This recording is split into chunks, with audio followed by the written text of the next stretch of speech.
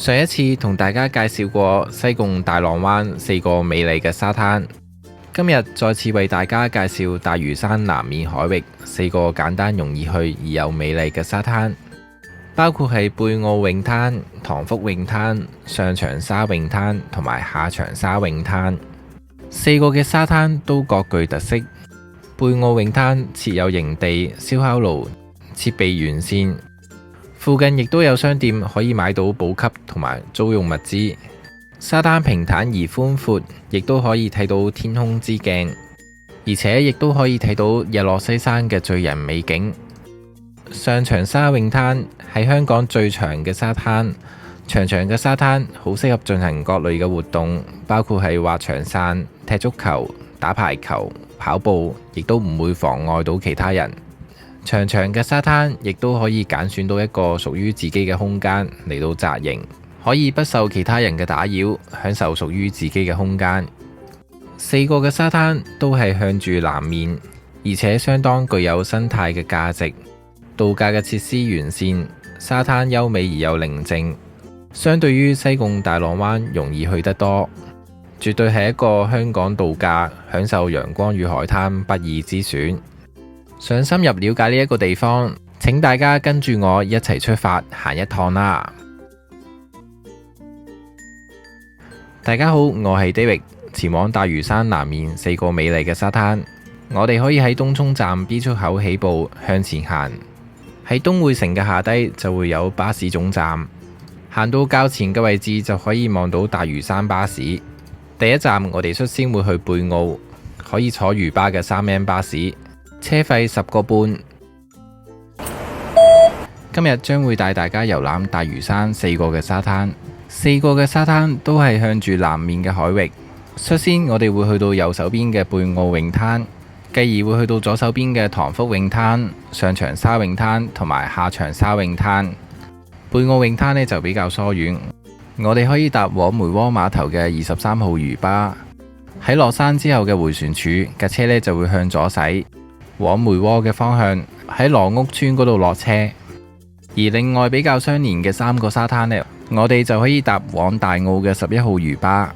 落車之後嘅迴旋處嘅車呢就會駛向右邊。我哋第一站呢先去比較疏遠嘅貝澳泳灘。喺羅屋村站落車，向前行幾步就會有斑馬線。沿住斑馬線過對面就會有一間學校，叫做貝澳公立學校。原來貝澳以前呢度個名呢就叫做羅貝澳。原因係呢一度嘅地形呢好似一隻螺一樣。喺學校嘅隔離呢條芝麻灣道，一路沿路直行呢就可以去到貝澳泳灘啦。喺行去貝澳泳灘呢條路之中呢，我哋都可以揾到一啲用貨櫃同埋鐵皮搭成嘅士多。士多入邊有好多嘅補給同埋一啲露營嘅用品可以出租，咁就唔驚會帶少咗嘢或者帶漏嘢啦。想慳啲錢，當然最好自己帶齊所有嘢。繼續行入去，前面呢就會有分叉口嘅，咁呢個路牌呢就會指住右邊可以通去貝澳泳灘。轉右之後呢度仲有一間貝田園士多，所出租嘅嘢呢都係大同小異，主要都係一啲露營用品。再行前多少少，我哋可以發現一片嘅草原。喺草原嘅入邊有好多隻嘅水牛。之所以有咁多水牛周圍流浪，係因為1956年至到1963年期間，香港嘅食水短缺，所以政府呢就決定興建石壁水塘，開闢咗嶼南道、東涌道、大澳道，由貝澳南連至分流嘅山水全部截流同埋引進到去石壁水塘，導致到嚴重影響到田地嘅灌溉，所以之後務農為生嘅村民呢就被迫放棄耕種，咁就將所有嘅水牛解放。我哋就可以見到大嶼山一帶有好多嘅水牛周圍走。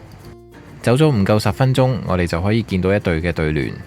呢度就係通去貝澳泳灘嘅入口啦。究竟有幾靚呢？等我哋一齊入去睇下啦。呢個沙灘呢，有別於其他嘅沙灘，非常之寬闊而平坦，中間亦都 check 咗一啲水，可以形成一面嘅天空之鏡。咁由於疫情期間呢，所有康文署轄下嘅沙灘呢都係全面關閉。進入去康文署管轄嘅沙灘入邊呢，就有機會被罰款。大家可以先了解完呢個地方，等疫情完咗之後就可以盡情嚟呢度玩。好啦，等我哋一齊行入去沙灘入邊，一齊觀賞一下啦。咁貝澳泳灘呢，就有別於其他嘅沙灘，因為沙灘上面除咗有沙之外，仲夾雜咗一啲泥，令到原本雪白一片嘅沙地再添一份嘅色彩。大家會發覺貝澳泳灘呢度呢係非常之平坦啊，平坦而寬闊嘅沙地，再加埋一啲水嘅倒影，呢度就係構成天空之鏡嘅元素。水可以一路保留喺中間嘅位置，唔會因為傾斜而流走。哇！呢一片沙地呢真係非常之平坦，而且又非常之寬闊，非常之靚，睇落呢真係好似同海面一樣水平。而且沙同埋泥呢有唔同嘅質量、唔同嘅密度，經過海水嘅沖洗，產生咗唔同嘅天然紋理出嚟，一望無際，大自然嘅環境互相配襯。站喺沙灘嘅呢一處，真係覺得非常之寫意啊！呢度嘅浪花亦都係另一處賞心悅目嘅景象，每一個浪都係薄薄一層咁湧去沙灘，一個接一個緩緩咁衝上岸邊。呢度嘅海水只要唔激起泥漿，亦都係清澈見底。喺面向沙灘嘅右手邊有一座高山，貝澳泳灘面向住西南偏南。從呢個角度亦都可以望到日落西山嘅醉人美景。好啦，低處就同大家行過啦，不如就試下用高空嘅視覺再帶大家遊一次。從高空上邊呢，我哋就可以睇到成個沙灘係幾咁寬大。疫情期間呢一個沙灘空無一人，冇人嘅緣故，垃圾亦都少咗好多，所以呢一個沙灘係非常之乾淨。水質方面亦都係被評為一個良好至到一般嘅水平。沙地上係非常之平滑，平滑到好似一塊鏡一樣，只會見到泥同埋沙。泥同埋沙經過海水嘅沖洗，亦都形成咗獨特嘅天然紋理圖案。呢度真係一個非常之靚而又非常獨特嘅沙灘。喺美麗嘅背後，多得呢一班勞苦功高嘅清潔工人，烈日當空之下，日以繼夜為我哋打掃一個美麗嘅沙灘出嚟。喺享受沙灘嘅同時，我哋亦都要多謝呢一班嘅無名英雄。即使沙灘空無一人都好，海水亦都沖咗好多嘅木頭、發泡膠、膠樽上岸。喺享受美麗沙灘嘅同時，我哋都要反思一下點樣去保育呢一個海洋，否則我哋嘅下一代再過幾十年就冇機會享受呢一個美麗嘅沙灘。所以大家都要盡一分力保育呢一個生態。貝澳以前亦都會叫做攞杯澳。貝澳係一個沙咀，幾條嘅小河由附近嘅山流入海或者流入石壁水塘，而其中一條大嘅河道就係由梅窩嘅山谷流入去貝澳灣。海水同埋河水形成咗一個鹹淡水交界嘅地形新景，海邊亦都充斥咗一個螺子形嘅海灘。因此呢一度以前就叫做攞杯澳。貝澳河亦都係被漁護署列為一個具重要生態價值嘅河溪。呢片嘅淡水濕地亦都為水牛同埋雀鳥提供咗棲息地。呢一帶嘅生態資源亦都係非常豐富。沙灘上面呢啲黑色一笪笪嘅窿呢，入邊就係住滿咗好多嘅細蟹仔，盡量就唔好打擾佢哋嘅生活啦。疫情期間雖然沙灘係封閉咗，唔俾進入。不過如果大家都想嚟沙灘玩嘅話呢，都可以走到嚟左手邊嘅地方。喺防沙網以外就唔係一個康文署可以管轄嘅地方。不過喺玩之餘，大家都要記得保持社交距離同埋戴口罩。除咗靚嘅沙灘之外，呢一度嘅設施亦都好講究同埋用心。喺樹蔭之下就設置咗一啲台凳俾我哋休息之用，亦都設有一個開放俾公眾免費使用嘅營地。營地入邊嘅露營位一共有52個，每一個都係以綠色欄杆間開，確保咗營與營之間都有充分嘅空間。地面就係以沙為主，但係使用之前呢，就要去管理處嗰度登記啦。而營地嘅隔離呢，仲會有一個燒烤場，入邊有多個嘅燒烤爐。呢度嘅露營同埋度假嘅設施真係非常之完善同埋齊全。絕對適合一家人週末嘅時候過嚟呢度度假一下，享受陽光與海灘。最後為貝澳泳灘作一個總結，呢個地方景色一絕，沙灘寬闊而平坦，可以構成到一面好靚嘅天空之鏡出嚟。喺西面呢座山之下，亦都可以睇到日落西山嘅醉人美景。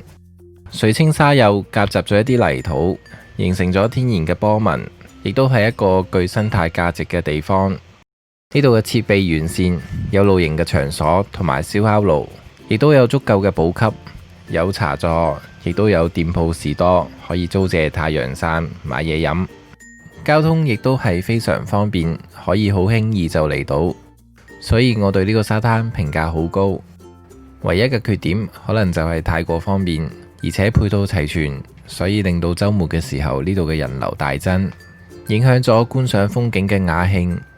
好，下一站將會帶大家去到最遠而且係4個沙灘之中最細嘅沙灘塘福泳灘，可以搭11號漁巴去到塘福泳灘站落車，喺落車冇幾遠就可以嚟到塘福泳灘。嗱，呢個最細嘅沙灘呢，附近周圍都係一啲公路，冇任何嘅補給同埋士多。好啦，再睇睇呢一個沙灘嘅風景又係點噶啦。呢個沙灘啲沙呢，相對上比較雪白，冇夾雜太多嘅泥漿。好大部分嘅面積都係被防沙網所包圍，水清沙幼，人跡罕至，坐向亦都係向住南面，成個嘅沙灘一眼就可以睇得晒。呢度嘅設施方面，基本上嘅泳灘設施都會有，例如係沖身嘅浴室、遮陰嘅涼亭，不過可以容納嘅人實在太少啦。喺沙灘嘅左側，亦都會揾到一啲嘅窿仔，有陣時都會見到一啲蟹仔出沒。面向海嘅左手邊，亦都可以揾到一啲岩石，有啲嘅岩石比起成個人更加高大。咁沙灘嘅左手邊就冇乜特別啦，都係一啲防波嘅岩石。呢度嘅水質方面呢，都會夾雜一啲泥土，所以有少少嘅渾濁。潔淨度方面，呢一個沙灘亦都係非常高，估計因為呢個沙灘非常迷你，所以打理上嚟都非常簡易。同樣地，因為疫情之下，所以呢度唔俾進入，令到呢個沙灘人煙稀少。而且呢個沙灘康文署管轄範圍以外嘅地方比較少，令到呢個地方更加唔會有人嚟。再仔細睇一睇，呢度都係有少少嘅缺點，就係泥土上面夾雜咗一啲貝殼類嘅海產。如果嚟呢個沙灘玩，可能就需要着返對鞋啦，因為可能會被呢啲嘅貝殼刮腳。呢個沙灘除咗泳灘之外，我覺得最有睇頭嘅地方，可能就係呢個沙灘嘅右手邊。咦，呢一度呢有一條淡水嘅小溪流，從山上面流落嚟，亦都夾雜咗一啲泥土，形成咗一啲好靚嘅波紋。呢啲嘅淡水河流亦都係一啲好重要嘅生態資源。而最獨特嘅地方喺沙灘嘅右手邊，會有好多嘅礁石。呢啲嘅礁石呢，就好有身處野外天然嘅感覺。亦都可以借呢啲嘅礁石作為打卡嘅工具，坐喺礁石上邊可以影埋海面，非常之獨特。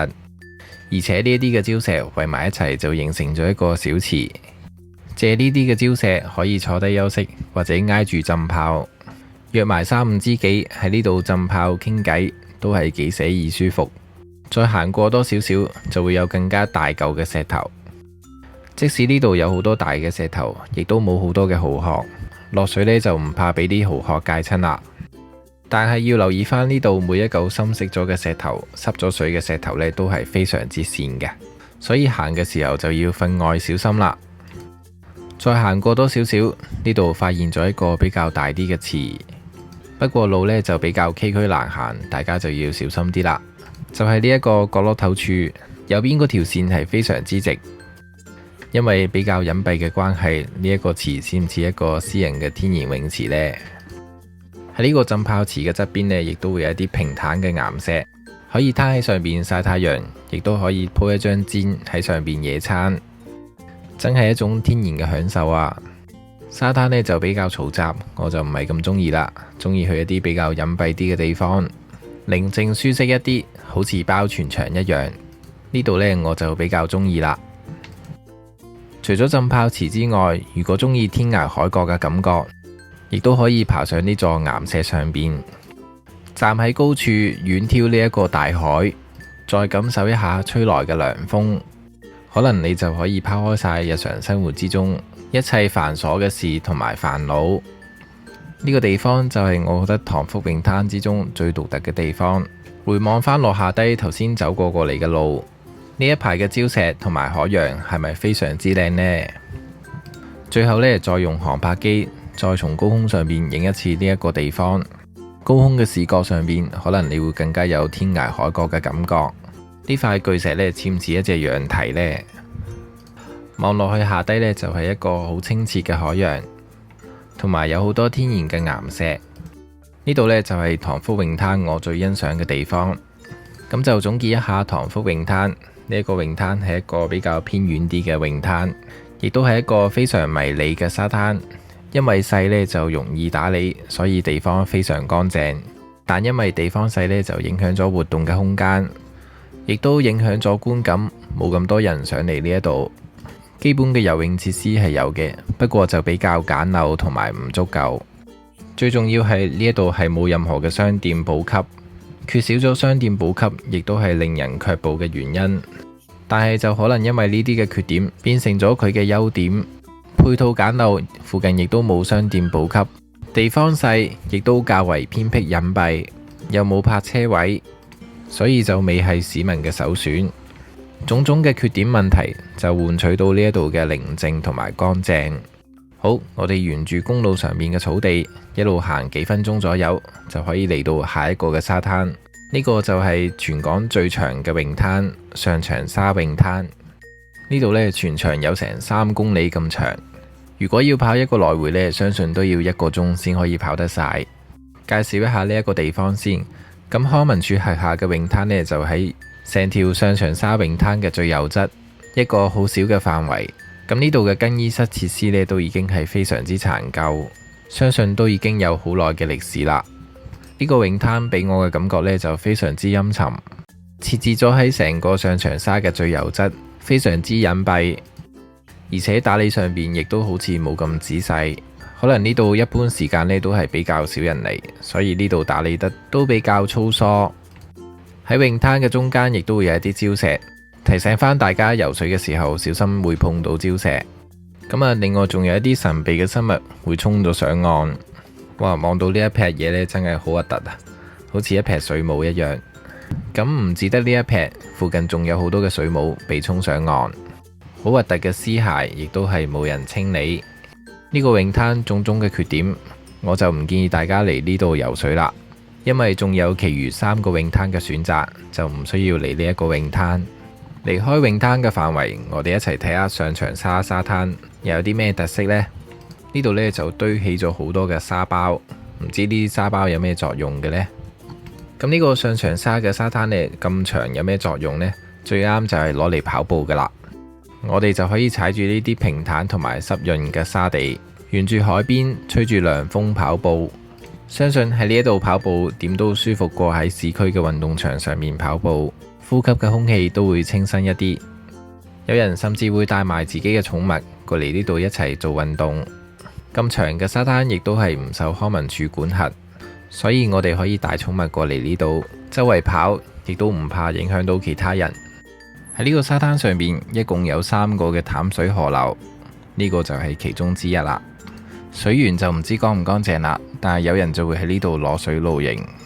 行到去沙灘大概中段嘅位置呢，呢度真係有好多嘅垃圾啊！呢啲嘅垃圾都係隨住水流一路衝上岸，木頭、發泡膠、膠樽乜都有。所以上長沙呢個沙灘呢，相信應該係4個灘之中最污糟嘅一個。因為地方太長太大，所以難打理呢都係無可厚非嘅。走到嚟上長沙第2條河嘅附近，呢度嘅沙呢就比較乾淨啲啦。呢度嘅垃圾就少咗好多，沙亦都雪白咗好多。市民就中意喺呢個範圍啲沙乾淨啲嘅地方上邊曬太陽。呢條嘅河流呢，就係上長沙第2條嘅河流，啲水呢就一路流返落去下邊嘅大海。咁大片嘅地方，當然就好適合進行各類嘅活動。抬頭一望，天空上面就有好多嘅空中飛人。呢個咁大咁長嘅沙灘就提供咗一個好好嘅着落點，俾啲人玩滑翔傘、自由飛翔，亦都唔怕會影響到其他人。睇落又真係幾刺激嘅，有機會我都想試下玩滑翔傘，從高空上邊自由飛翔，俯瞰返地下都真係幾刺激。行到去上長沙嘅尾段，就可以見到最後一條河流啦。咦，俾我發現到一隻水牛喺呢度沖泥漿浴喎。浸下泥漿浴，沖下身就可以驅趕晒所有嘅蚊蟲。呢啲嘅河流呢，亦都係為呢啲水牛提供咗一個好好嘅生境。咁第三個上長沙沙灘呢，就同大家行完啦。呢個沙灘呢，係全港最長嘅沙灘，佢最大嘅賣點當然就係非常之長啦。等我哋試下用航拍機睇下呢條沙灘究竟有幾長啦。用航拍機由起點飛一次都差唔多用晒啲電。總結一下呢個上長沙嘅特色先。